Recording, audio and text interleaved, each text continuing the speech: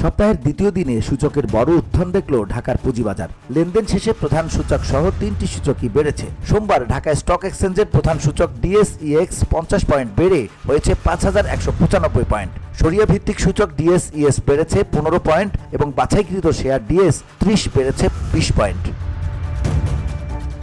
এদিন দাম বেড়েছে লেনদেন হওয়া বেশিরভাগ কোম্পানির। দাম বাড়ার তালিকায় আছে 248 কোম্পানি, কমেছে 81 এবং অপরিবর্তিত আছে 71 কোম্পানির শেয়ারের দাম। দাম বেড়েছে প্রতিটি ক্যাটাগরির কোম্পানির। এ ক্যাটাগরির 200 শেয়ারের মধ্যে 126 কোম্পানির দাম বেড়েছে, কমেছে 54 এবং অপরিবর্তিত আছে 40 কোম্পানির শেয়ারের দাম।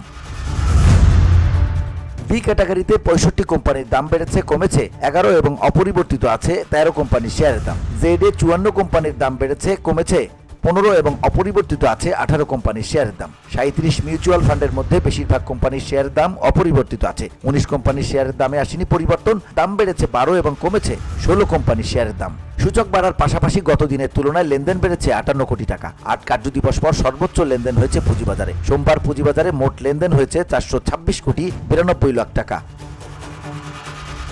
লেনদেন হওয়া শেয়ারের মধ্যে দরবৃদ্ধির শীর্ষে ছিল মিডল্যান্ড ব্যাংক। দিনের শীর্ষ 10 শেয়ারের মধ্যে ব্যাংক খাতে একমাত্র মিডল্যান্ডই জায়গা করে নিয়েছে। একদিনের ব্যবধানে কোম্পানিটির শেয়ারের দাম বেড়েছে 10%। গতকাল কোম্পানিটির প্রতিটি শেয়ারের সর্বশেষ মূল্য 25 টাকা থেকে একদিনের ব্যবধানে শেয়ার প্রতি দাম বেড়েছে 2 টাকা 50 পয়সা। এছাড়া দরবৃদ্ধির শীর্ষে থাকা বাকি কোম্পানি রানার অটোমোবাইল, জেএমআই হাসপাতাল, Munnu ceramics, summit alliance port, fine foods, Sonargaon textile, Kohinoor chemicals, confidence cements এবং শাহজি বাজার পাওয়ার কোম্পানি লিমিটেডের শেয়ারের দাম বেড়েছে উল্লেখযোগ্য হারে। লেনদেন হওয়া কোম্পানির মধ্যে অ্যাসোসিয়েটস অক্সিজেন লিমিটেডকে এ ক্যাটাগরি থেকে জেড ক্যাটাগরিতে পাঠিয়েছে ডিএসই। কোম্পানিটির শেয়ার কেনার ক্ষেত্রে বিনিয়োগকারীদের ঋণ না দিতে ব্রোকারেজ হাউস এবং মার্চেন্ট ব্যাংককে নির্দেশনা দিয়েছে প্রতিষ্ঠানটি। এদিকে নির্দিষ্ট লভ্যাংশ দেওয়ায় সিবিও পেট্রোকেমিক্যাল রিফাইনারিকে বি ক্যাটাগরি থেকে এ ক্যাটাগরিভুক্ত করা হয়েছে। 7 বছর পর 2024 সালের হিসেবে বিনিয়োগকারীদের 10% করে সর্বোচ্চ লভ্যাংশ দিয়েছে কোম্পানিটি। BOD Bangla news desk.